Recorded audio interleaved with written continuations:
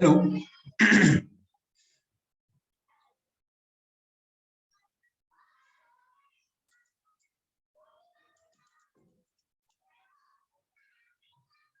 Hello.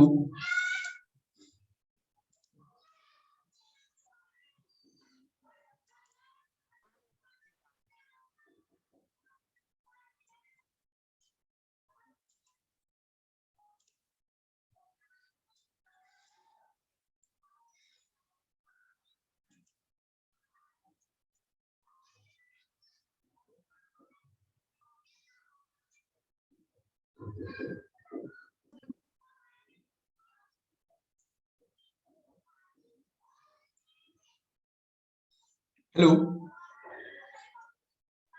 Yes sir. भाई, सबको screen show हो रही है?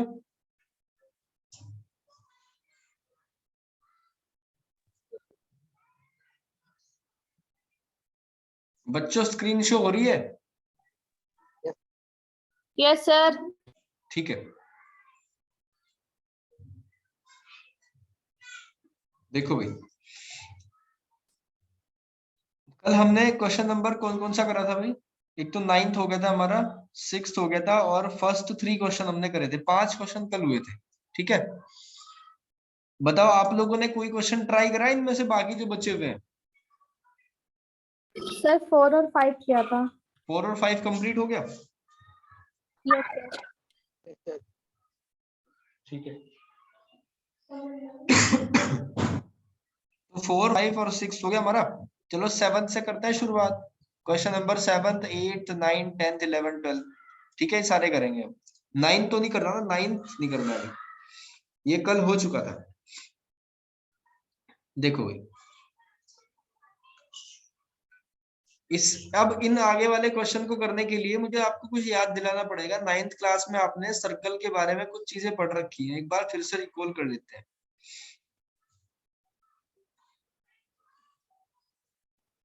देखो, इस क्लास में यानी 10th क्लास में आपने क्या सीखा?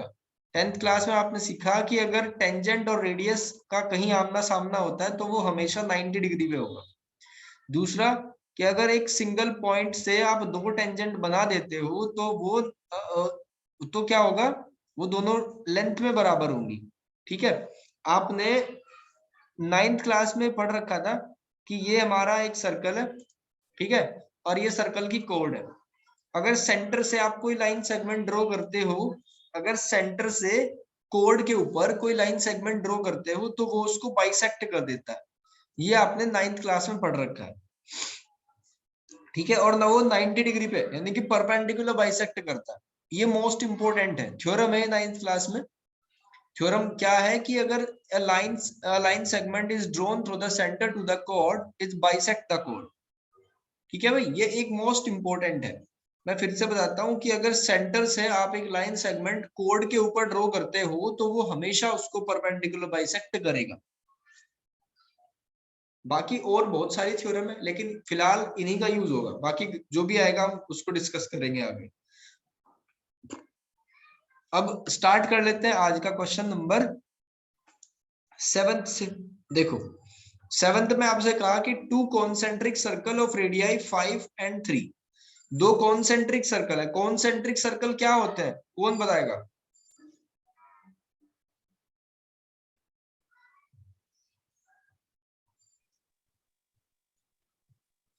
कॉन्सेंट्रिक सर्कल क्या होते हैं, पता है किसी को?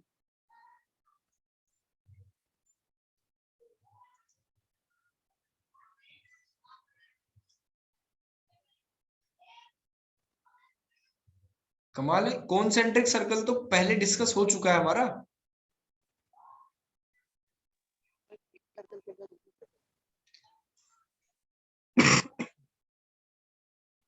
बच्चों, कॉन्सेंट्रिक सर्कल का मतलब है कि अगर एक ही सेंटर से दो आप सर्कल बनाओ तो उनको कहते हैं कॉन्सेंट्रिक।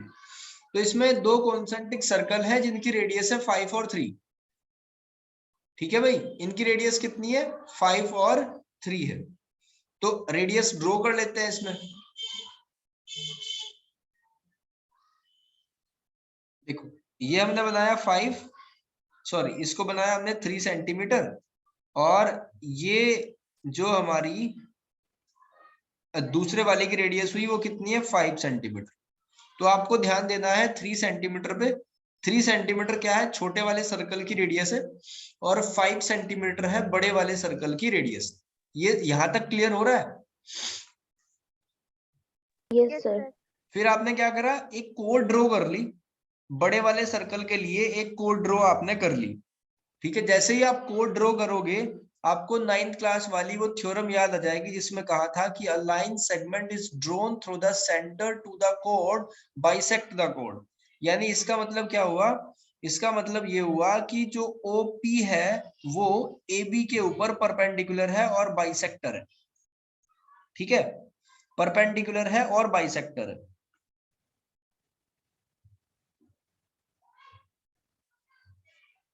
यहां तक क्लियर है?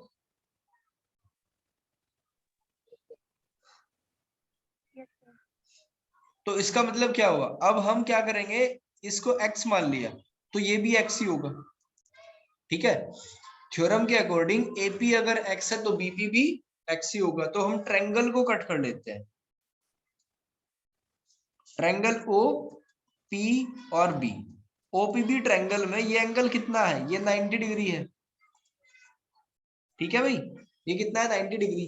आपको 5 और 3 पता है, x की वैल्यू फाइंड करनी है।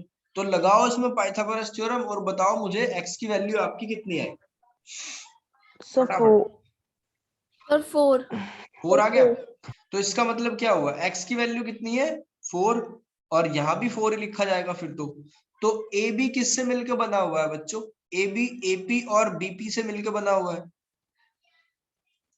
तो इसका मतलब कोड कितनी आई हमारी, कोड आई 8 सेंटीमीटर। देखो इतने से मैं ये क्वेश्चन खत्म हो गया बस। ठीक है भाई, बताओ यहां तक समझ आ रही है बात? गुड। अब 8th क्वेश्चन करते हैं। प्रेरणा समझ आ रहा है यहां तक? Yes sir. साइंस का ऑफलाइन स्टार्ट हो गया या अभी ऑनलाइन ही चल रहा है? सर इस वीक ऑनलाइन ही चलेगा। कब तक चलेगा? सर अगले वीक से तो स्टार्ट होगा बोल रही थी मैम। अगले वीक से? Yes sir. अच्छा अच्छा, देखो भाई क्वेश्चन नंबर 8 पे आते हैं। 8 को ध्यान से पढ़ना, बड़ा आसान और इंटरेस्टिंग सा क्वेश्चन है। आज ये आपका चैप्टर नंबर 10 भी खत्म हो जाएगा। हमने कौन कौन से चैप्टर कर लिए आपके, 9th हो गया एक तो, और ये समझो कि आज के बाद 10th भी खत्म हो गया, 11th नहीं हुआ हमारा। क्या हमने 12th कर लिया? सर ये 12th नहीं आ रहा। 12th, अच्छा 12th तो पहले आ गया, छोड़ो उसको। 13 आ रहा है सर। 13 नहीं करा अभी हमने, 13th बचा हुआ है, यस। और 11th बचा हुआ है, 11 13। क्या 14th आ रहा है इस बार? Yes sir. 14th स्टेट्स वाला है, ठीक है वो हमने कर लिया। और 15th प्रोबेबिलिटी नो सर। नहीं है, सर। ठीक है। और हमारा चैप्टर नंबर 4 है may be, yes sir. 4 chapter है। और कौन सा चैप्टर है? 5th। 5th, ठीक है। बस यही है ना?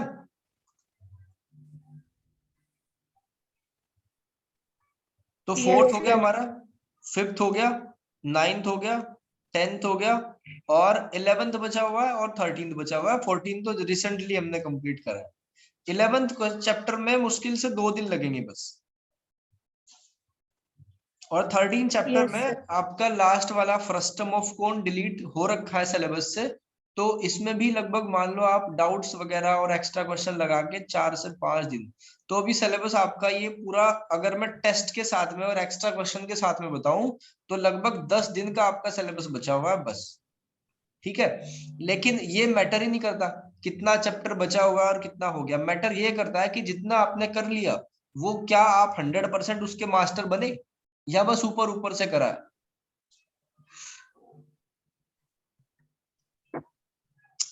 ठीक है भाई, यस सर। होता ये है कि हम पढ़ते जाते हैं आगे, नेक्स्ट चैप्टर नेक्स्ट स्टार्ट करेंगे, हमारा सिलेबस इतना हो गया इतना नहीं हुआ। लेकिन इस बात पे बहुत कम बच्चे गौर करते हैं कि हमने जो पढ़ लिया क्या वास्तव में हमें पता है उस चीज का, क्या वो हमारा एकदम रेडी है अगर कल एग्जाम हो तो। तो साथ साथ में रिवीजन की हैबिट भी बनाओ अपनी। जैसे पर डे आप खाना खाते हो, आप ब्रश करते हो, ये सारी चीजें होती हैं, तो पर डे रिवीजन भी होना चाहिए। ठीक है। Yes, sir. Question number 8, ABCD क्या है? एक क्वाड्रिलेटरल है 4 साइड वाला, और सर्कमस्क्राइबिंग का मतलब है कि बाहर की तरफ बनाया हुआ है सर्कल के। तो AB plus CD is equals to AD plus BC, ये हमें सब करना है। देखो कैसे करेंगे। सबसे पहले मैं कुछ फिगर को रफ कर दूंगा और आपको बताना है कि इसमें कौन सी थ्योरम लग रही है।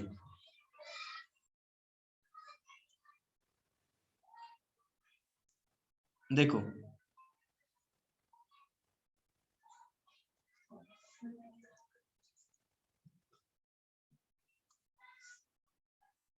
बड़े आसानी से हो जाएगा, बस जिस पे जो मैं बता रहा हूं उसको ध्यान से सुनना।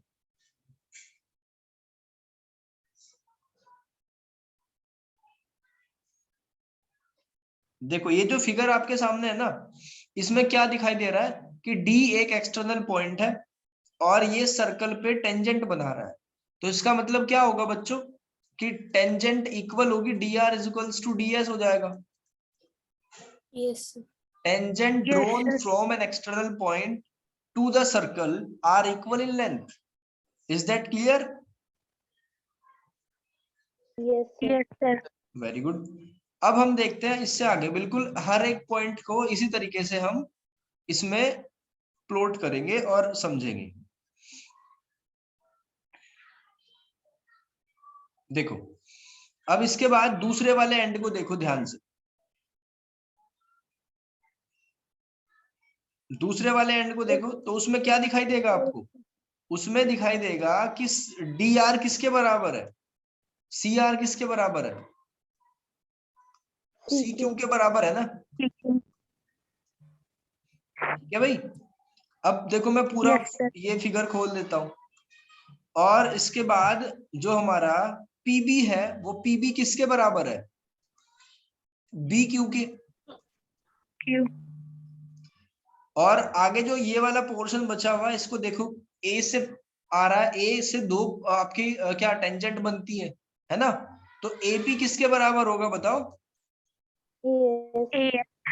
एएस के। ये आपकी क्वेश्चन नंबर 4। और यहाँ आपको रीजन भी देना पड़ेगा। रीजन क्या लिखोगे कि if two tangent drawn from an external point to the circle are equal in length, तो यहाँ आपको रीजन देना पड़ेगा, तब मार्क्स मिलेंगे। ठीक है भाई Yes, sir. जी। अब क्या करेंगे, सारी इक्वेशन को ऐड कर दो।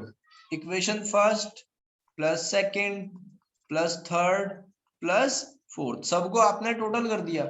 तो क्या लिख देंगे, इनको लिख सकते हैं हम CR plus DR, AP plus BP और DS प्लस AS और CQ प्लस BQ। क्या हम ऐसा लिख सकते हैं? Yes, sir. Yes, sir. अब ध्यान दो कि CR में अगर DR को ऐड कर दें तो क्या CD बन जाएगा? Yes, sir. क्या AP और BP को प्लस Yes, करके sir. AB बन जाएगा? Yes, sir. Yes, sir. बिल्कुल बनेगा, है ना? अब देखो, क्या DS में अगर AS को प्लस कर दें तो AD बन जाएगा? बिल्कुल बनेगा। Yes, sir. और यहां से क्या बन जाएगा? BC। और हमें यही तो प्रूफ करना था, हेंस प्रूफ। सर मुझे समझ नहीं आया सर, ये RPS कहाँ गए?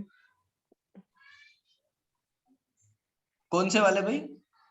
RPQS सर कहाँ जैसे गए? यस सर देखो, अगर आप CR में C से R तक की डिस्टेंस है, अगर उसमें DR को प्लस कर दो तो DC बनेगा ना, CD। तो उसको क्यों यस लिखेंगे? सर। अब CR को बीच में क्यों डालेंगे? हम तो CD लिखेंगे ना पूरा, क्योंकि CD किससे ओके मिलकर सर। बनता है? वो CR और RD या DR से मिलकर बनता है। तो इसलिए हम इसको लिख सकते हैं। ऐसे ही क्या हुआ, जब CQ में BQ को प्लस करा तो क्या बना? BC बन गया, है ना? Yes sir. इसलिए यहां से क्या होगा, RPS एस और क्यू ये गायब हो जाएंगे। हमने 9th भी कर लिया और 8th भी कर लिया, 7th भी हो गया हमारा। चलो आगे बढ़ते हैं। सर सर हाँ जी, सर ऊपर जो हमने 4 इक्वेशन लिखी थी आपने, तो उसमें आपने कहा था रीजन लिखना जरूरी है, तो उसमें हम लोग रीजन क्या लिखेंगे? मैं लिख देता हूँ। रीजन ये लिखेंगे जो आपने थ्योरम लगाई, जो मैंने सेकंड नंबर की थ्योरम लिखाई थी, बस उसी का स्टेटमेंट लिखेंगे। स्टेटमेंट क्या था कि अगर ये सर्कल है और बाहर एक पॉइंट से 2 टेंजेंट बनती है तो उनकी लेंथ बराबर होंगी। यानी आप क्या लिखोगे, if two tangent are drawn through the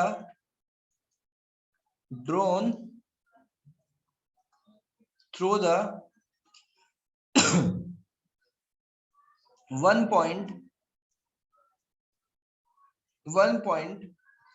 then tangent are equal, या length of tangent are equal, ऐसे लिख दो अपनी लैंग्वेज में। ये बात आपने वर्ड्स में ही तो लिखनी है बस।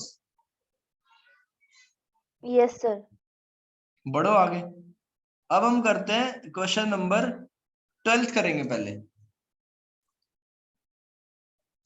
12th को एक बार सभी पढ़ो और करने की कोशिश करो थोड़ा सा, फिर मैं बताता हूं।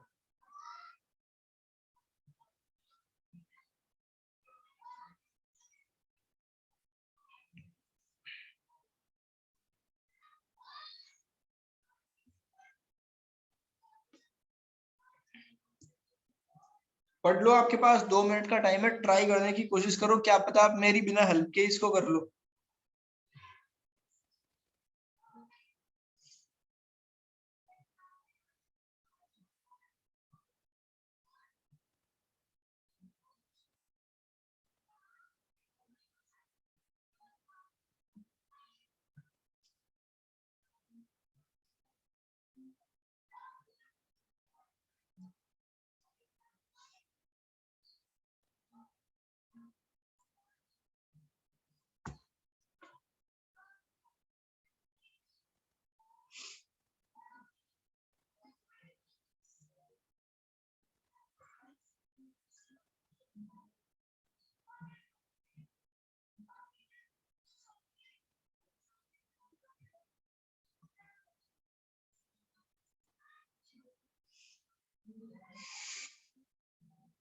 कुछ समझ आया भाई?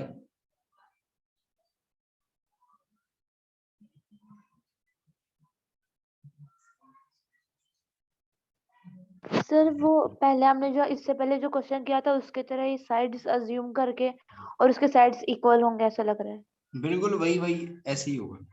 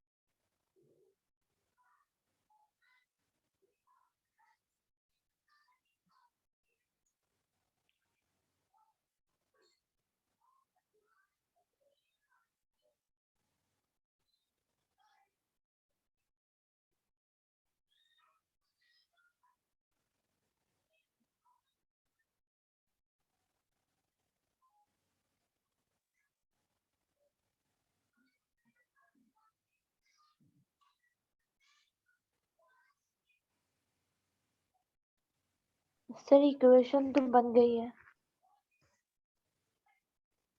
इक्वेशन बन गई। देखो क्या करना है आपको, सबसे पहले लास्ट लाइन को देख लो। इसमें आपको ए बी और ए सी साइड नहीं पता तो वो फाइंड करनी है। ठीक है, ए बी और ए सी साइड आपको नहीं पता, वो फाइंड करनी है, और जो दिया हुआ है वो सारा फिगर में है। ठीक है, तो क्या होगा देखो, आपको ये पॉइंट मानने पड़ेंगे पहले, जैसे यहाँ डी पॉइंट है ऐसे यहाँ एक और पॉइंट मान लो, इसको ई मान लिया, इसको एफ मान लिया।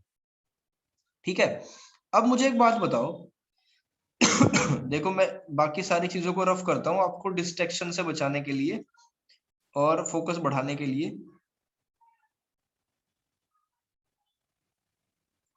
आप मुझे बताओ,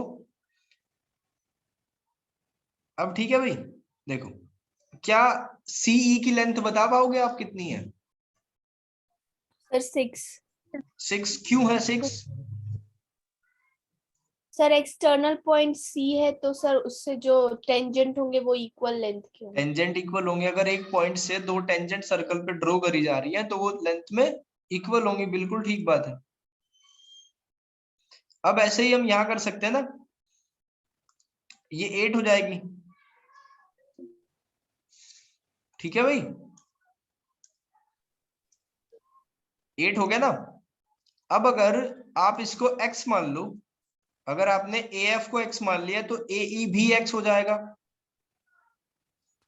ठीक है, अगर आपने AE को x मान लिया तो AF भी x हो जाएगा। तो इस तरीके से आपने सारी साइड्स पता कर ली, है ना। आपके फिलहाल AB कितनी है, AB की लेंथ कितनी है? AB की लेंथ है 8 प्लस x, और AC की लेंथ कितनी है 6 प्लस x, और BC की लेंथ कितनी है 14। यहां तक बताओ, आपके मन में कोई शंका कोई दिक्कत है तो पूछो। No sir. ठीक है, अब आपको क्या करना है, इस ट्रायंगल का एरिया बताना है कितना होगा। फिलहाल एरिया ऑफ ट्रायंगल ABC बताओ, कैसे करोगे आप इसको? क्या कोई फॉर्मूला दिमाग में है कि एरिया ऑफ ट्रायंगल हम निकाल लेंगे?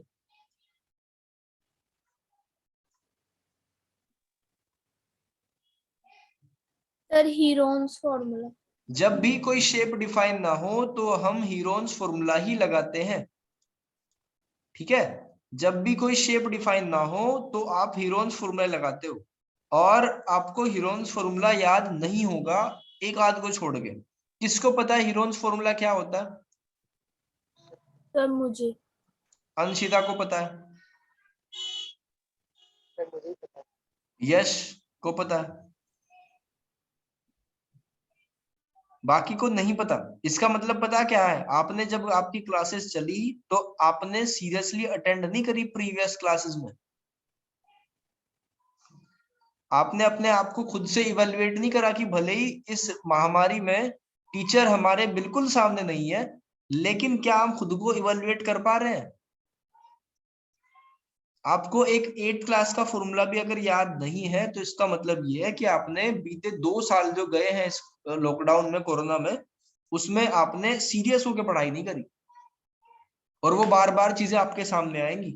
और अगर इस साल भी आपने अच्छे से मेहनत नहीं करी तो आपकी 11th और 12th पूरी बर्बाद हो जाएगी।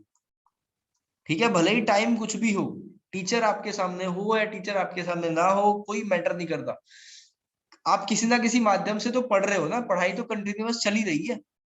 तो आप उसमें एक्सीलेंस क्यों नहीं कर सकते? क्यों आप हर एक चीज को याद नहीं रख सकते? क्योंकि अगर सारी बंदिशें हट जाए तब भी टीचर आपके घर पे तो आके पढ़ाएगा नहीं, भले ही वो कोई भी हो, मैं अपने लिए नहीं कह रहा हूं, किसी भी सब्जेक्ट का टीचर हो, पढ़ना तो आपको अपने घर पे बैठ के ही होगा ना।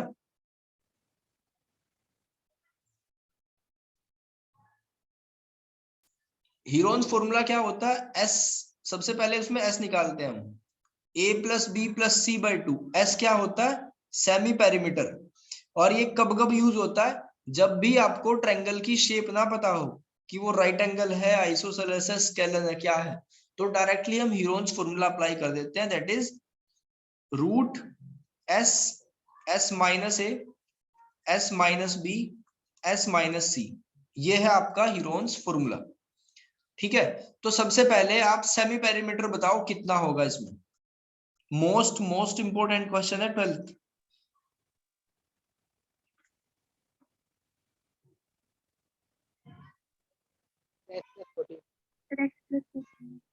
कितना भाई, जोर से बोलो। Sir x plus 14।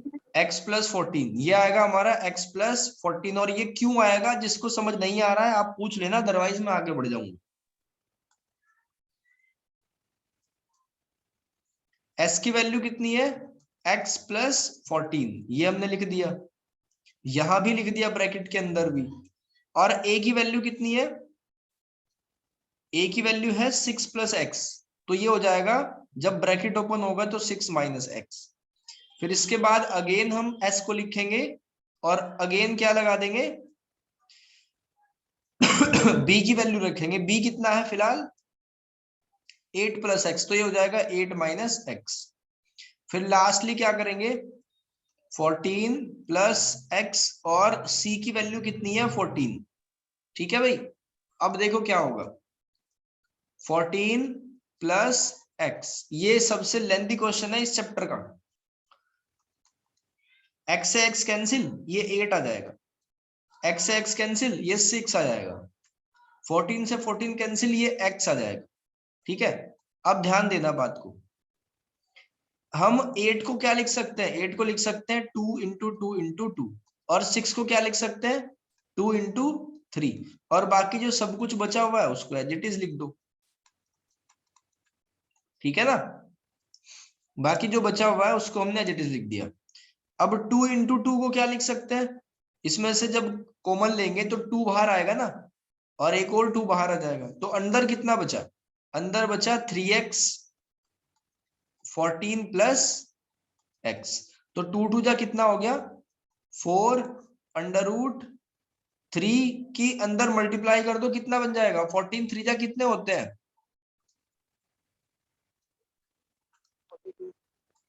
42x बन जाएगा ना, 42x प्लस 3x स्क्वायर ऐसे बन जाएगा। ये हमारा एरिया आ गया, इसको इक्वेशन फर्स्ट मान के हमने छोड़ दिया। अब देखो हमें एक मोस्ट टिपिकल टास्क इसमें दिया हुआ है कि ए बी और ए सी साइड पता करो, तो वो कैसे पता करेंगे, उसके लिए हमें इसका एरिया दोबारा निकालना पड़ेगा। ठीक है, यहां तक आपको अगर कोई दिक्कत आ रही है और आप नहीं पूछ रहे हो तो फिर बाद में समझाना मुश्किल हो जाएगा, अभी पूछ लेना, मैं इसको रफ कर दूंगा पूरे को भी। चलो मैं मान लेता हूं आपको अच्छे से समझ आ गया यहां तक। अब देखो क्या करेंगे, हम इस ट्रायंगल का एरिया दोबारा निकालेंगे। कैसे निकालेंगे, हम इस ट्रायंगल को 2 पार्ट में तोड़ देंगे। ठीक है, 3 पार्ट में तोड़ देंगे सॉरी। कैसे, ई को ओ से ज्वाइन कर दो, एफ को ओ से ज्वाइन कर दो। अब ये देखो ट्रायंगल 3 बन गई यहाँ पे। ठीक है, ये 3 ट्रायंगल आपको दिखाई दे रही है क्या अलग अलग, यस सर। Yes, sir. अगर ये ट्रायंगल 3 है, सॉरी इसको ऐसे भी तो ज्वाइन करेंगे अभी, ओ को सी से और ओ को बी से, तो अब और ओ को ए से, तो अब होंगी एक्चुअली ये 3 ट्रायंगल। ठीक है, अब भी 3 ही ट्रायंगल है। आप ये आपके मन में चल रहा होगा कि अब तो काफी सारी बन गई, फिर भी सर 3 क्यों कह रहे हैं, तो देखो मैं समझाता हूं। एक तो बीओसी ट्रायंगल है, ठीक है, दूसरी ट्रायंगल है एओबी, और तीसरी ट्रायंगल है एओसी। ये 3 ट्रायंगल है ना। ठीक है, हम क्या करेंगे, इनका एरिया फाइंड करेंगे, एक एक ट्रायंगल का एरिया फाइंड करते जाएंगे और हमारा आंसर आ जाएगा। यानी हम क्या निकालना चाह रहे हैं, एक्स की वैल्यू निकालना चाह रहे हैं। अगर हमारे पास एक्स आ जाए तो सारी प्रॉब्लम सोल्व हो जाएगी ना, ये वाली साइड भी आ जाएगी, ये भी आ जाएगी, खत्म हो जाएगा क्वेश्चन। तो अब देखो area of triangle BOC, BOC का एरिया हम पता करेंगे। ठीक है भाई, बीओसी का एरिया हम पता करेंगे। क्या आपको रेडियस पता है, ओडी कितनी है, यस सर। 4 सेंटीमीटर है। तो 1/2 एरिया ऑफ ट्रायंगल क्या होता है, बेस इंटू हाइट। तो बेस कितना है 14, ठीक है ये वाला 14, और हाइट कितनी है 4, तो यह आ जाएगा 7 4 जा 28 सेंटीमीटर स्क्वायर। फिर ऐसे ही हम ट्रायंगल एओबी में चले, ट्रायंगल एओबी में 1/2 बेस कितना है 8 प्लस एक्स और हाइट कितनी है, अगेन रेडियस ऑफ सर्कल, यानी ये भी कितना आ गया 2 8 जा 16 प्लस 2x। फिर लास्ट ट्रायंगल है हमारी AOC, तो बच्चों AOC ट्रायंगल में क्या होगा 1/2 बेस 6 प्लस एक्स है और हाइट इसकी भी 4 ही है, तो 2 से 4 कैंसिल, कितना आ गया 12 प्लस 2x। ये वाली बात बताओ समझ आई क्या?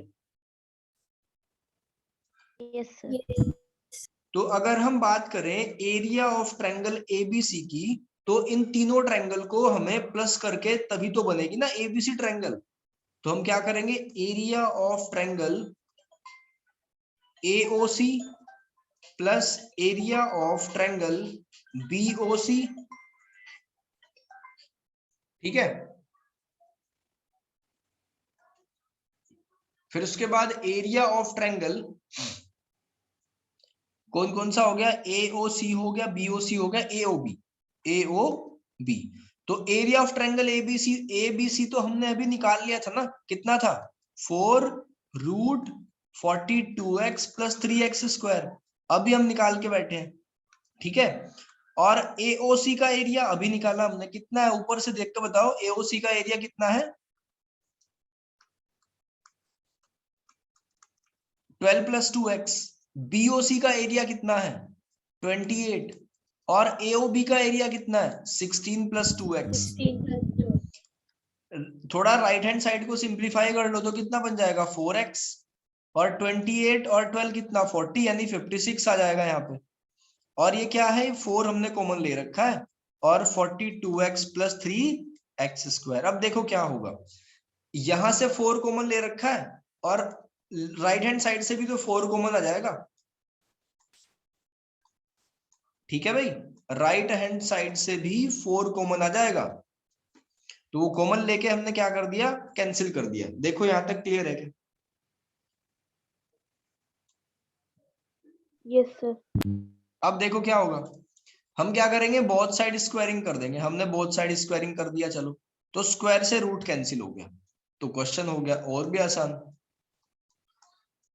लेकिन यहाँ a प्लस बी का होल स्क्वायर लग जाएगा, ये x क्या है a यानी a स्क्वायर, और 16 का स्क्वायर कितना होता है 256 प्लस 2ab, a कितना है x, b कितना है 16 और 2 यानी ये हो जाएगा 32x।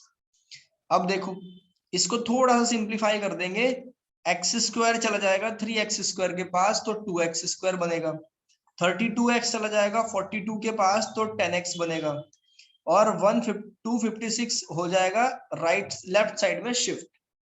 अब इसके बाद क्या होगा, हमें x की वैल्यू निकालने की दिक्कत है बस, तो 2 कॉमन ले लिया, x square plus 5x minus 2 1 जा 2 2 2 जा 4 2 8 जा 16, ये आ गया।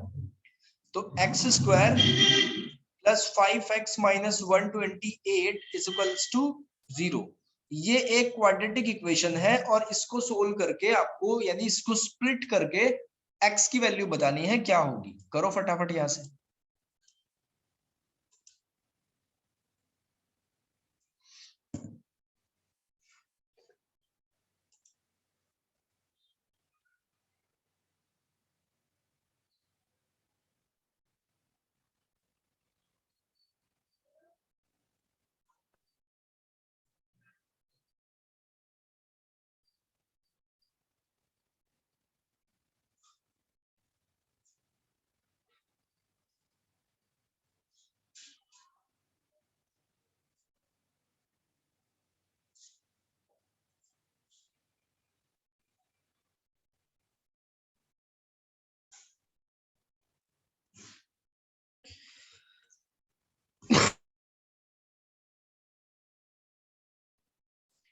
क्या 128 के कोई ऐसे फैक्टर है जो 5x बना दे?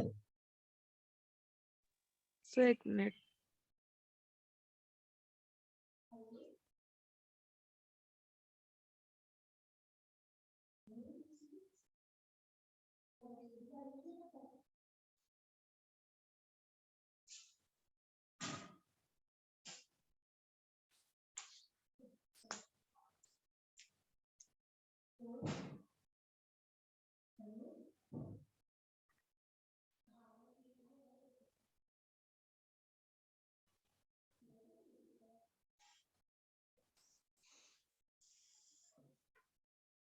देखो 128 के जब हम फैक्टर करेंगे तो 2 6 जा और 4 जैसे बन जाएगा, फिर 32 बन जाएगा, फिर 16 बन जाएगा, फिर 8 बनेगा, फिर 8 के बाद 4 बन जाएगा, फिर 2 बन जाएगा, फिर 2 बन जाएगा और फिर ऐसे 1 बन जाएगा। ठीक है, क्या कुछ फैक्टर है यहाँ पे? चेक करके बताओ फटाफट।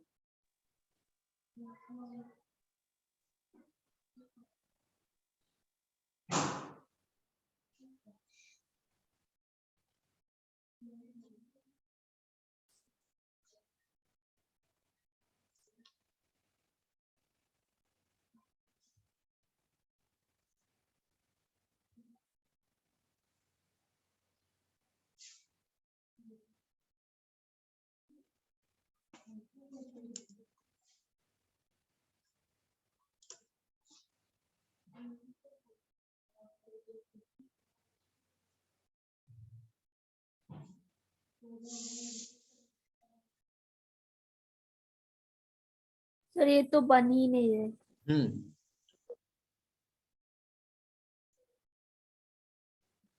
एक बार क्रॉस चेक कर लेते हैं। देखो राइट हैंड साइड तो हमारी बिल्कुल ठीक है, ये तो 4x + 16 ही ठीक है। लेफ्ट हैंड साइड में हमें क्या दिया हुआ था? 42। लेफ्ट हैंड साइड को एक बार क्रॉस चेक करना पड़ेगा।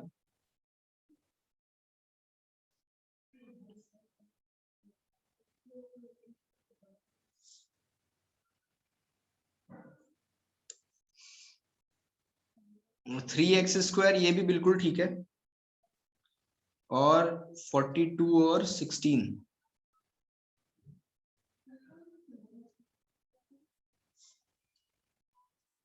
यहां तक हमारा बिल्कुल ओके।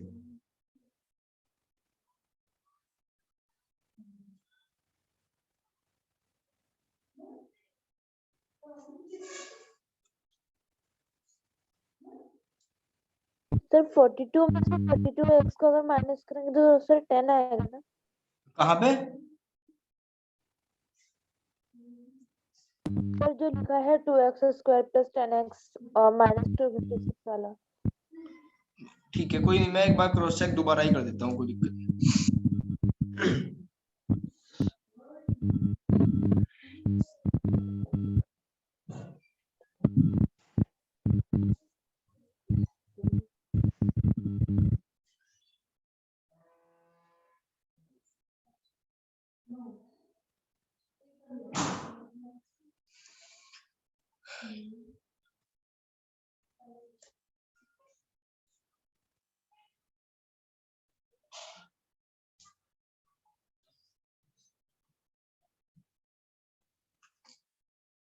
x + 14 बनेगा ना यहाँ पे भाई? हाँ, गड़बड़ हमारी यही थी, हमने क्या इसको 16 लिखा हुआ था। जब हम यहाँ से 4 कॉमन ले लेंगे बच्चों, और ये तो 4 कॉमन पहले ले रखा है, 42x + 3x², हमने इसको कैंसिल कर दिया, तो दिक्कत कहाँ आई? हमने इसको बाय मिस्टेक 16 लिख दिया था, जबकि ये 14 है। बाकी और कहीं आपको कोई दिक्कत नहीं आएगी। ठीक है, x + 14 इसका जब स्क्वायर करेंगे बोथ साइड, तो स्क्वायर से ये वाला रूट कैंसिल हो जाएगा। और अब आप इसको आगे सोल्व करोगे तो इक्वेशन मुझे कुछ याद आ रही है, कुछ इस टाइप की इक्वेशन बनेगी, x² + 7x - 98। फिर इसको आप जब फैक्टराइज करोगे तो ऐसे बन जाएगा x² + 14x - 7x - 98 = 0। ठीक है, ऐसे बनेगा आपका आगे का सॉल्यूशन। तो यहां से x की वैल्यू आएगी आपकी 7। एक तो नेगेटिव में आएगी, -14, वो तो आप लोगे ही नहीं, आप पॉजिटिव लोगे बस। तो जब एक बात बताओ, जब x की वैल्यू 14 है तो यहाँ आप क्या लिख, सॉरी 7 है, तो यहाँ 7 लिख दोगे ना। तो आपका ए बी कितना आया? ए बी आया 8 + 7 15। आपका ए सी कितना आया? 6 + 7 13। बस यही इसका आंसर है। ठीक है, बाकी 3 क्वेश्चन बचे हुए हैं, बस वो आपको ट्राई करने हैं। Yes sir.